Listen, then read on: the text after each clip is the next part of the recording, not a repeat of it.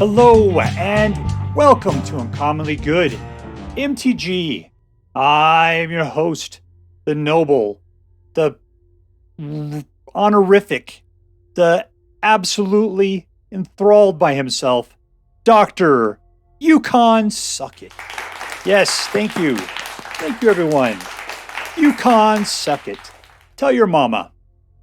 So I am broadcasting to you today from my secret underground headquarters, and I am bringing you a deck that I found over at AetherHub.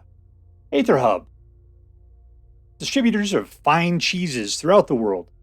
Let's see. So what's the deal here? The deal is that I realized I had not played a SIMIC ramp deck in a long time.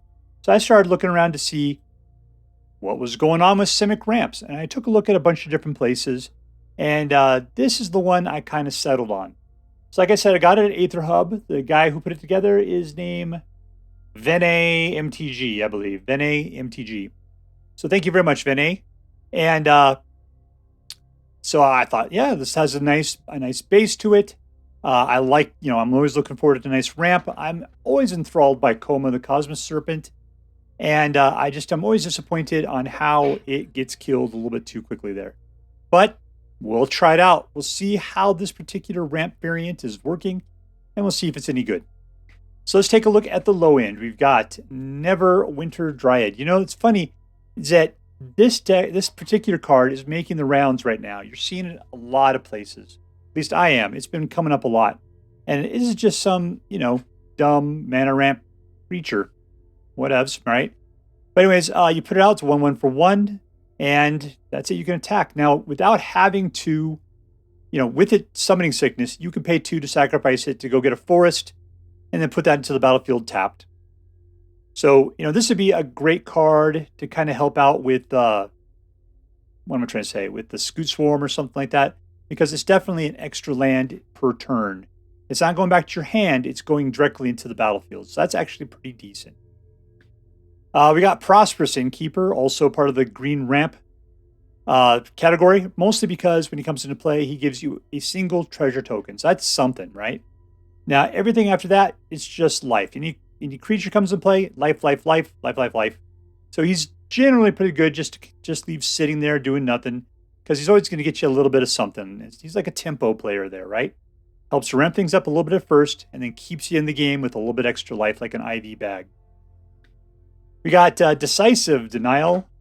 Costs you 2. It's an instant. Target creature you control fights target creature you don't control. Now, unfortunately, this is not Blizzard Brawl. You don't have vulnerability or whatever. Indestructible and +1. That's the bee's knees. This one is just literally, yeah, we're fighting, bro, right there. And the problem is, after the fight's over, that if your guy's still alive, he is severely weak, and he gets into another fight, he's more likely going to die. So you got to play this as you can. But it's only 2 and don't need anything else. Otherwise, you can use it as a counter spell to counter target non-creature spell, and unless their controller pays an additional 3. Now, 3 is a lot to pay over the top of whatever you just paid otherwise. So it's not a bad counter spell. We've got Fight Rigging. So this is your Luminarch Aspirant post-rotation. You put it out for 3, and at the beginning of Cupkeep, you put a +1/+1 counter on target creature you control. And you also got Hideaway 5, meaning you take a look at the top 5 cards of your library. You pick one, put it underneath Fight Rigging, and then as soon as you have a creature you control with a power of 7 or greater, you can play the exiled card without paying its mana cost. You get a few of these out, you're just pumping things up like crazy. And it's only for 3. And it's harder to kill because it's not a creature. We got Topiary Stomper, and I still don't know if this is a good card or not. Because, you get a 4/4 for 3, but you're not doing anything with it, right? Because it can't attack or, can't block or attack until you have 7 lands. And you can put this thing out on turn 3, which means you got like 4 more things to do. And of course, when he comes into play, he gets you a land. So technically, it's, go get a land and put it into the battlefield for 3. Yeah, great. And afterwards, you just happen to have this other thing that's waiting around for 7 lands before it can become a vigilant 4/4. So if you think of it as really just being, get yourself an extra land right into the battlefield, then it's actually kind of worth it. Quandrix Command for 3. Yeah, you can pick any 2 of these.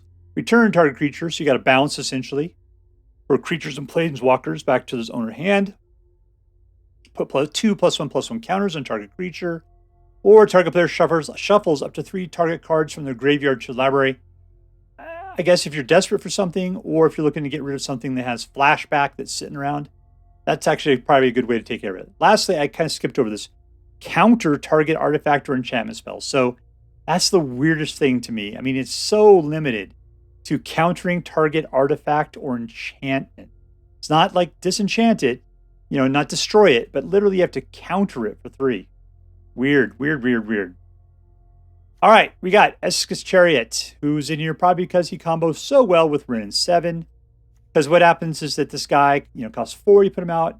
He's a 4/4, but he's just an artifact. To be able to use him, you got to crew him. So therefore, when he comes into play, he also puts out 2/2 green cat tokens. You crew him for 4, which means you have to tap 4 mana amongst the various creatures you have, like 2/2 green cat tokens. At which point he comes out into play. When he attacks, you can make a copy of a target token that you control, which is usually going to be like a cat, right?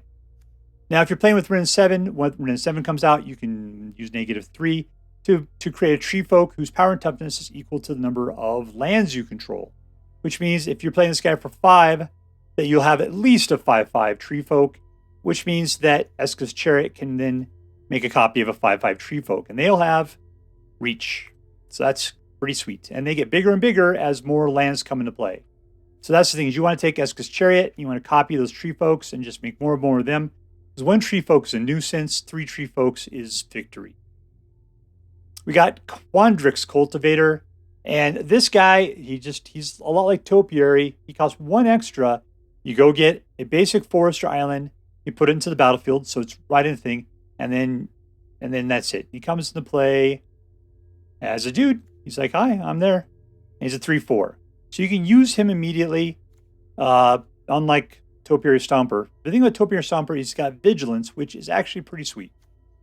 After this Quandrix Cultivator, he's just a dude. He's out there. You can kill him. It'd be nice if you bounce him or something. You could do it again, maybe. Which you do have the ability to bounce right there with Quandrix Command. We got the work. This is where we start getting into the muscle. This is where we're looking, it's all this green muscle here. We got the Workshop Warchief for 5, who's a 5/3 with trample. And when he enters the battlefield, you gain 3 life. And when he dies, you get a 4/4 green rhino token. Now you can blitz him, which will cost you 6 rather than 5. But that means he gets haste as well. And so he comes into play, he's got trample, haste, and he's 5/3. You gain 3 life, and then when he dies at the end of the turn, then you get a 4/4 green rhino token out of it. So that's why it's more expensive to play the blitz cost in this case, because he gets haste, and that's pretty awesome. All right, we've already talked about Wrenn and Seven. The only thing we didn't talk about is fact is +1 is to go through the top 4 cards of your library, put all the lands revealed into your hand, and the rest into the graveyard. A 0 will take any number of lands from your hand and put them into the battlefield tapped. -8 will return all permanent cards from your graveyard to your hand. And then you get an emblem that says you have no maximum hand size. I could care less about the -8 at this point. All right, we got Storm the Festival. Costs you 7. And then you can take a look at the top 5 cards of your library, put up to 2 permanent cards with the mana value of 5 or less from amongst them into the battlefield. And then you put the rest of the bottom of your library in your random order. 5 or less is anything to the left of this column here. Wrenn and Seven, Workshop Warchief, the Esika's Chariot, Fight Rigging. I mean, there's just so many good things you can bring back with Storm. You get to bring back 2 of them. Okay, that's great. And it's flashback, so that means that for 10, you get to do it again. And because this is ramp, going from 7 to 10 is not that hard. Titan of Industry, of course, it's got green in it. It's making lots of mana. You're going to have Titan of Industry in it. Probably the best green muscle, specifically because when he comes into play, he can do 2 of his effects, which is destroy target artifact or enchantment. Target player gains 5 life, create a 4/4 green rhino token, or put a shield counter on a creature you control. All of those are great, and you get them for 7. And then beyond that, you get a 7/7 with reach and trample. Fantastic. keep playing those dudes. You know, if you need to, bounce them back with Quandrix, play them again, right? Let's see, we got Turntimber Symbiosis. Look at the top 7 cards of your library. You may put a creature card from amongst them into the battlefield. If the card has a mana value of 3 or less, it enters with 3 additional +1/+1 counters on it. You put the rest. Okay, so let's basically play 7. You look at the top 7 cards of your library, and you put some creature from there onto the battlefield. And you got a lot of great guys to put onto the battlefield. If you're desperate, you need it still, you can play it for mana. You can pay an extra 3 to put it out tapped. Whatever. You know, this is a great card. What's even better is if, like, you get I guess I was going to say if you can bring it in from, like, Storm and Festival, but they're too expensive for that, so that's not going to happen. Koma, the Cosmos Serpent. This guy is so good if he can stay alive. Cannot be countered, comes into play, and at the end of each upkeep, you create a 3/3 blue Serpent token named Koma's Coil. And this is something you could make copies of with Esika's Chariot, perhaps. And then, as long as Koma is in play, you may basically sacrifice any of those Serpent tokens to tap target permanent. Its activated abilities cannot be activated, or Koma gains indestructible till the end of the turn. So those things, and it's not just your upkeep, it's your opponent's upkeep as well. Those things keep Koma going. It pins your opponent down and just totally allows you to dominate the game. Just that if they're playing with white or black or blue, you have problems because white and black will just say destroy target creature or exile target creature. Blue would probably bounce them back to your hand. You got to play them again. You know, red and green are the people you generally don't have to worry about because they can only deal damage. Indestructible will keep you alive. All right, over here we've got a bunch of regular lands. We got a couple man lands and a bunch of nice duels. Help getting this thing going pretty well. So let's take this deck out and see how well it does. All right, we're playing against Pamplemousse. Whatever that is. Pamplemousse. All right, we got 3 mana. 4. All right, we got ourselves a nice little ramp going on there. Keep.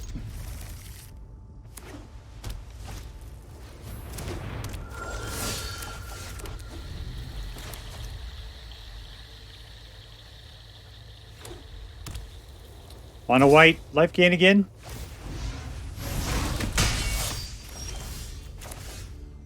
There's 2, which I guess against any sort of non-creature they might try to put out. That's a creature, unfortunately.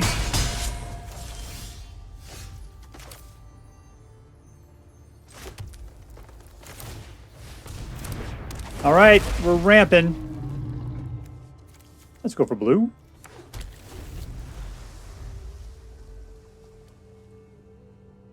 And I will do nothing. 4, 5, 6, 7 for that one. I got up to 4 at the moment. Creature can fight, though. Decisive Denial.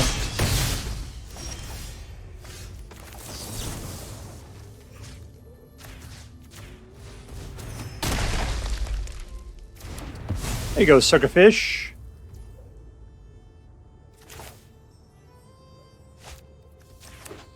There's 5. I got 3 left. Means I can put out another fight rigging, or I can just go to town on the Usher. Let's fight rig.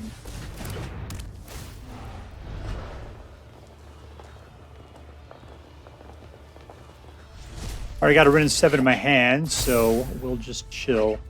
So I'm at 5 right now. I need 7 before the Topiary can do anything. It's really nice if he thinks the Topiary is going to beat his ass and he doesn't attack because of it.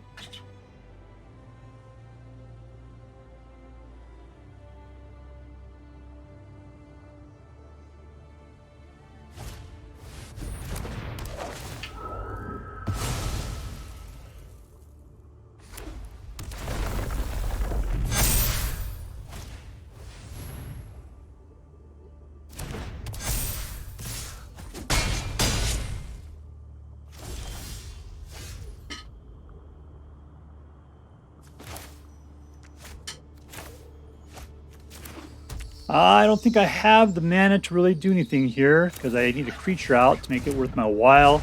This guy costs me way too much. All right, there's a couple cats. Nice. I got blockers for days.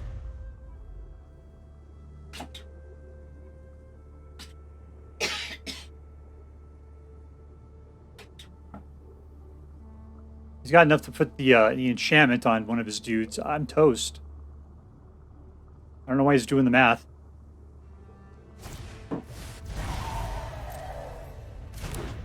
Yep, there it is.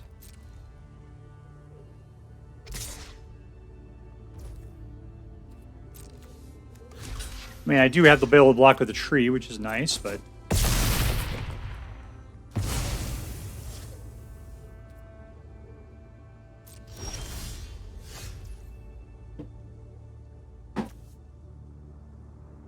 Can't put out another tree, unfortunately. I need to kill that flyer. And I don't think I can do it.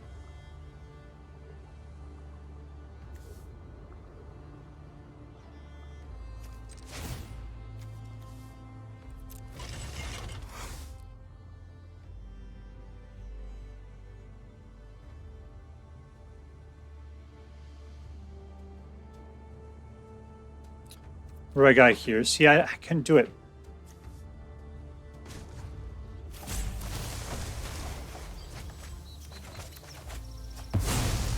What do I have? 1, 2, get out of my way. 3, 4, 5, 6, 7. I don't know, let's just do whatever this is.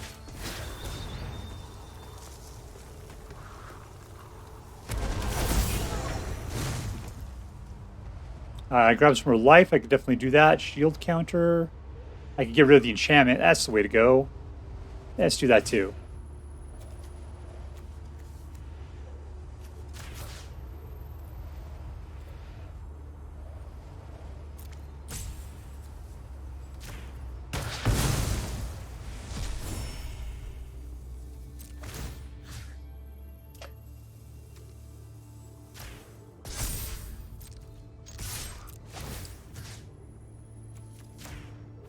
There you go, kitty cat.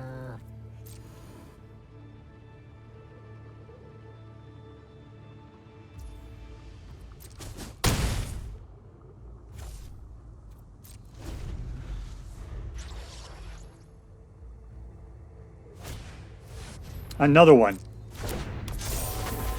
Well, at least let's see, it's not an enchantment this time.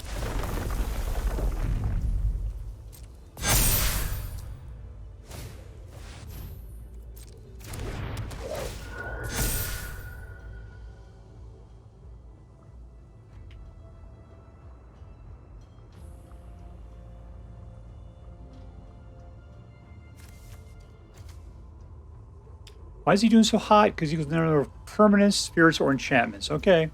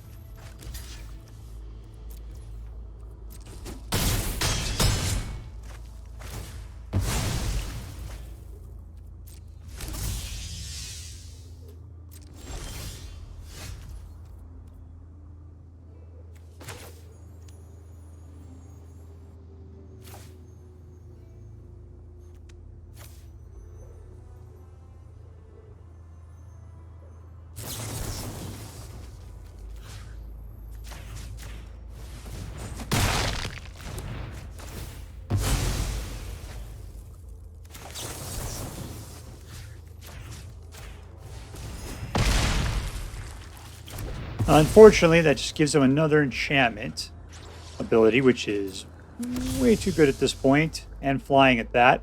But I can put out a tree. And that does allow me to... You know, it's not. You're going to chill out here, my friend. That's what you're going to do.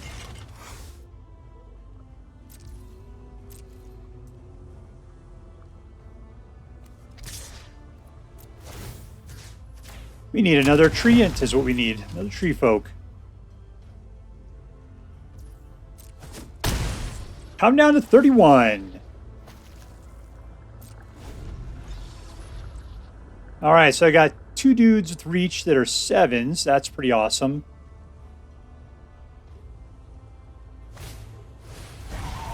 Yeah, go ahead. Fly across, man. I don't think you got it in yet.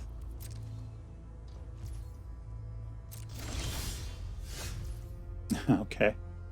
Let's go for it. Here we go. Guess what's not legendary? Target. And there we go. Suck it, Pamplemousse. Suck it. All right, we're playing against Batuchka, or Batman. We're playing against Batman. All right, we got a lot of Neverwinter Dryads. No, I can't. Oh, how did I push keep? How did I push it? Let's go for it. Here we go. I got a Dryad. I got a Dryad. I got a Dryad. Hey, hey, hey, hey. Guess what else I got now? 2 Dryads.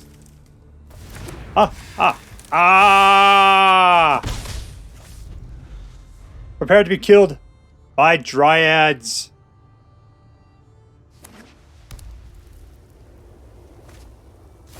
Yeah, there's a Doomscar.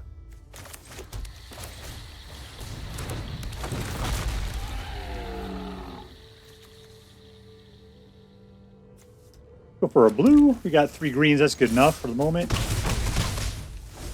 right, and here's the board's about to be wiped. There we go. He's got what he needs. Wipe the board. Oh, it's not going to care about it. All right.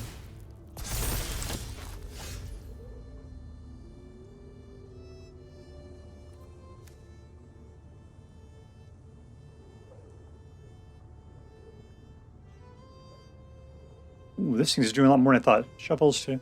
Let's return a card. And it's an instant, huh? Say hello to the Dryads.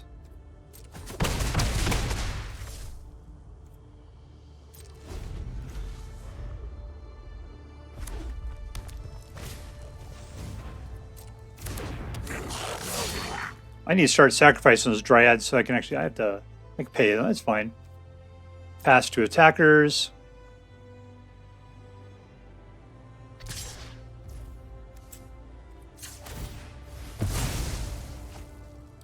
One basic forest. 2 basic forest. All right, let's hope we can pull another land. That'd be super cool. This is not a land, but it isn't so bad. We can do this.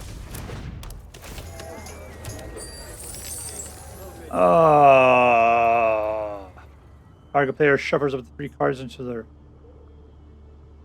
So I got counter target artifact or enchantment. That's just not cool, man. All right.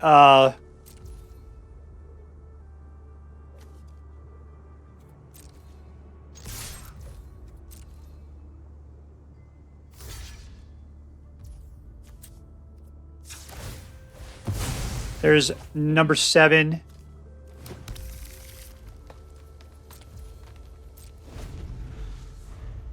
All right, so that means that Topiary Stomper is now engaged. I wonder if they figured that one out yet. That's not good. You know he's not going to like?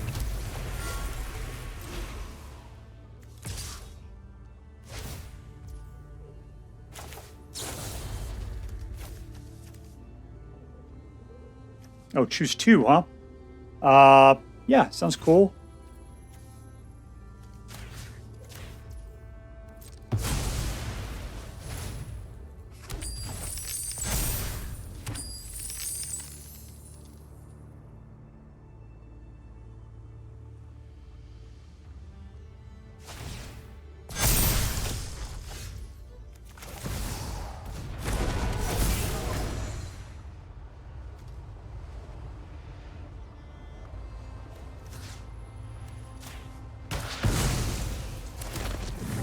I decided to go with the beef.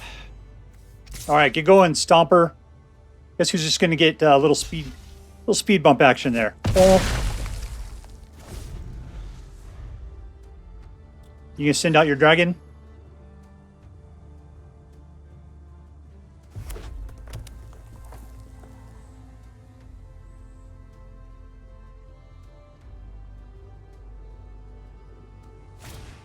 There it is. Come on down, Charlie Brown.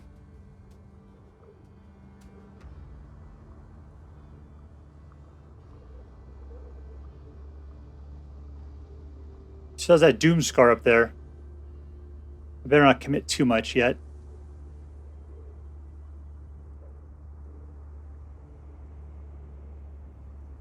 He starts getting all super sacrificial. That's how you know he's going to Doom Scar. He shouldn't have put out that dragon if that's the case, though. All right, I'm going to choke it back with what I got. What we're going to do, though... I'm sending these two.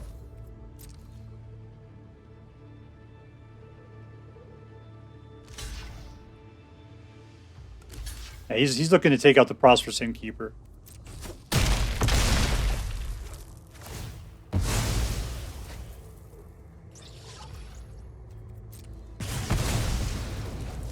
Ooh, that was spiteful.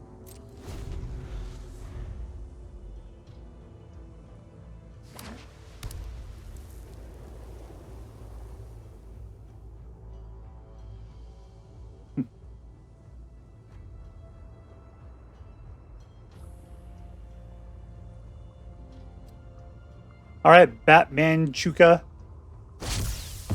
Oh, it was not.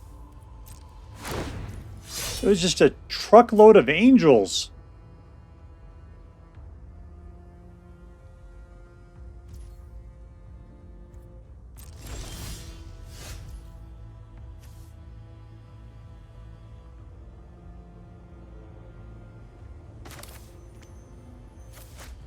I'm going for a gamble here. We'll see what comes out of this. We can go for another Titan of Industry. That's pretty cool. What are we going to do with this? We're going to shield counter. Let's take a look what we got there. 4/4s? Sure. Another Rhino sounds good.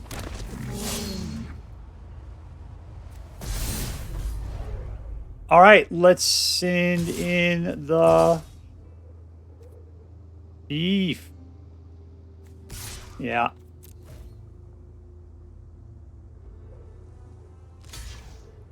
I mean, he's got 20 right there.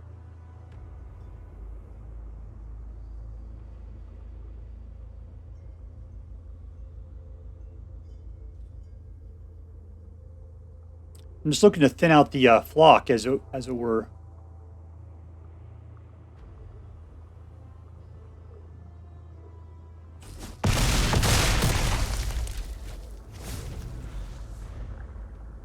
All right, so I can only block one. Yeah, that's it. I'm smoked. That was it.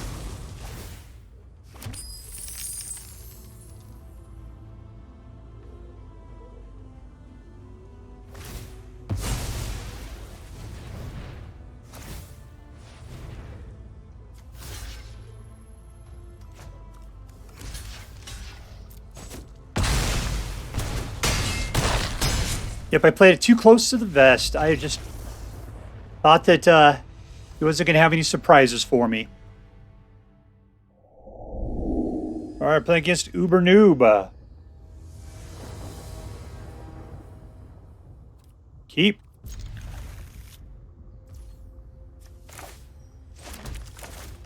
Counting on this Dryad to give me everything that I want in this world.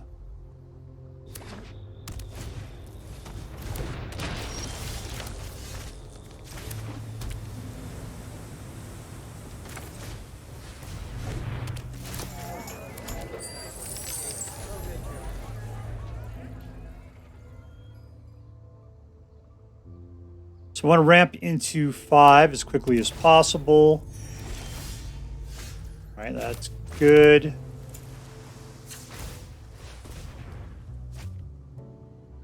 There goes our... Let's So now we have the ability to do 5. And no, we're good.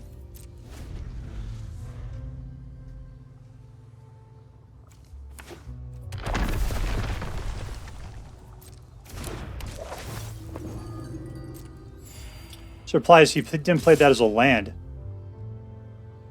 Oh, I want to get from his life from now on.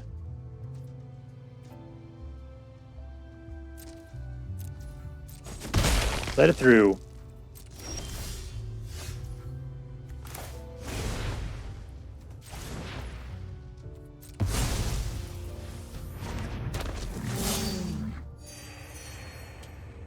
No attacks. All right, so we're back down to 4. That's 7. That's 7.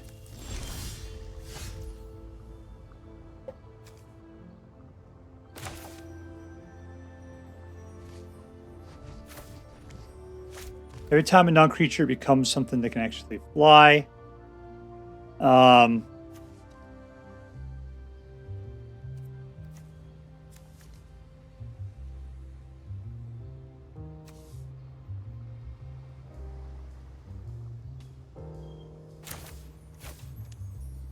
This doesn't seem right. Let's just be able to play it again.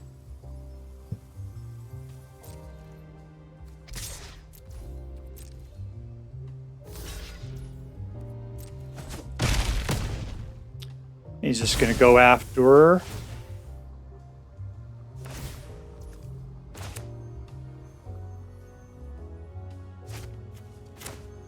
Do I care about him?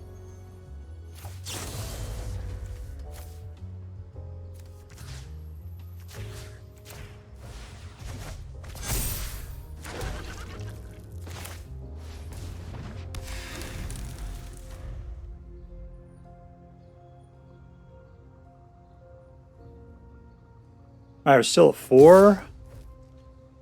No blocks.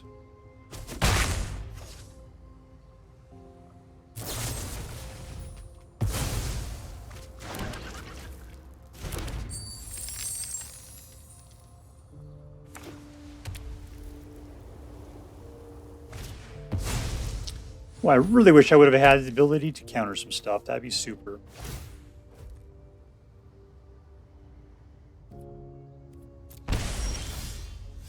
This isn't bad.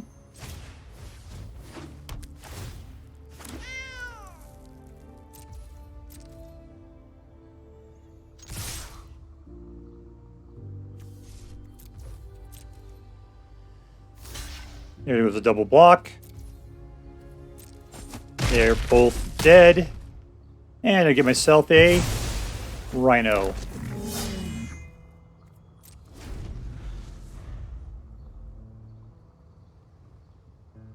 He's got lots of cards in his hand.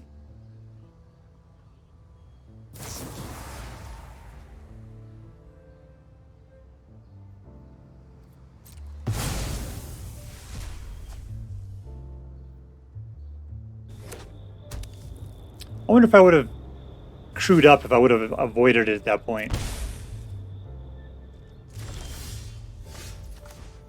All right, so there is 5.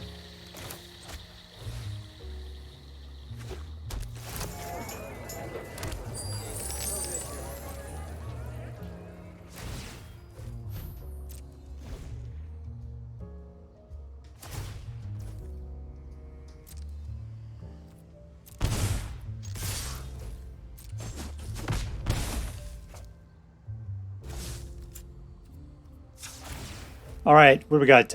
We should be at 7 now, including the treasure.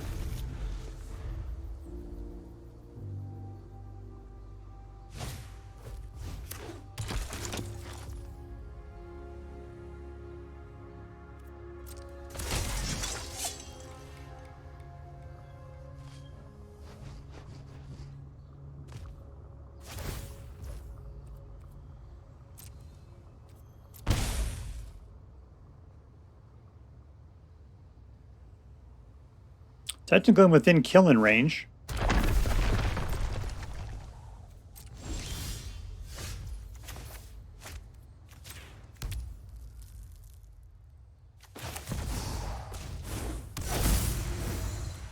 All right, let's definitely destroy something. And Rhino up.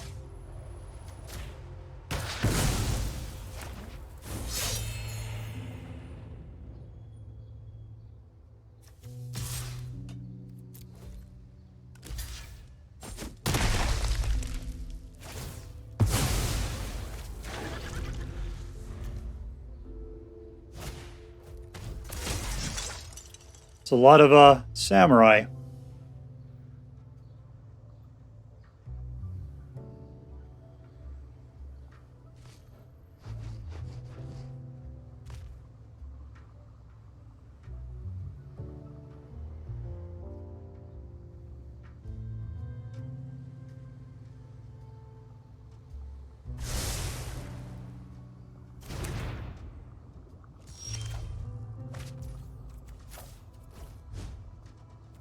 All right, fight rigging and Warchief. We're going to throw underneath there. We shall put another Titan of Industry. And we win. That's a little much. All right, here we are back with SIMIC Ramp again. And it was good. It was a good deck. There were some times I had a lot of fun, mostly when Koma was able to be out there and using those serpents to pin down the opponent's resources. I love that. The problem with Koma is just too easy of a target. And usually you just don't get that opportunity to use Koma as well as you could. Titan of Industry, awesome as always. Lots of opportunities when they bounces into play. Storm the Festival is a nice gamble. You almost always guaranteed to get something good. Every time I played it today, I played it in the past where you whiffed out. You know, that kind of stuff happens. Wrenn and Seven, pumping out the tree folk. You got Esika's Chariot, who are making copies of it. That's all great. Fight rigging. Man, I had multiple of those things holding in. You know, the ramping abilities from the Neverwinter Dryads and the Prosperous Innkeeper and the Topiary Stomper, worth it. That was working perfectly good. We were able to definitely ramp up into higher mana categories relatively fast, and it worked out fairly well. You know, so the deal is that I kind of felt like this deck, it wasn't as competitive as you had hoped it would be, but it did perform well every time. So if you're looking to just have fun with the deck and just play, and you don't really care about winning or losing so much, this is a fantastic deck. The problem is just there's nothing like super explosive about it. So, you know, there's not a whole lot of control going on. So the problem is that other people can kind of do stuff and they can kind of like just leap over you and just take the victory, right? But this deck is always performing, and it's always doing great stuff, and you're always in the mix. So let's just rate it up real quick. The question is it competitive? And as far as like winning more than like 60% of the time, I'm going to say like no. Is it winning more than 50%? Yeah, I think it's somewhere in between 50 and 60%. And that's pretty good.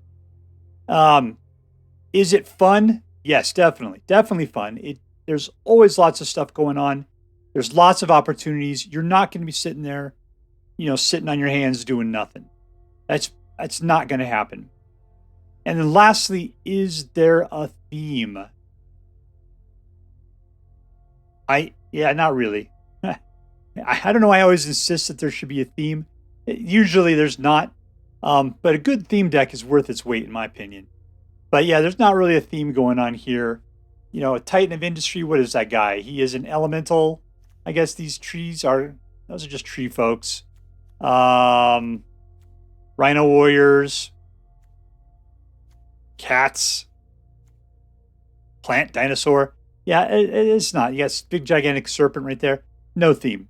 So what am I going to rate this deck? I mean, saying that it's not super competitive, lots of fun, not themey, I'm going to have to give it an A-. I'm going to have to give it A-, yeah. Just because, you know, basically it has to be competitive to be into the A range. I'm not saying this isn't competitive, I'm just saying you're probably not going to do a lot of ladder climbing. It's going to be a slow climb. This is a fighter, though. It does like to get in there. It does like to have fun. I think it's a really fun deck. So anyways, if you so choose to play with this deck, I hope you have as much fun as I did. That is all for now. If you enjoyed this video, please make sure to like and subscribe. From all of us here in the secret underground headquarters of Uncommonly Good MTG, have a great day. In the words of my people, may the force be with you always.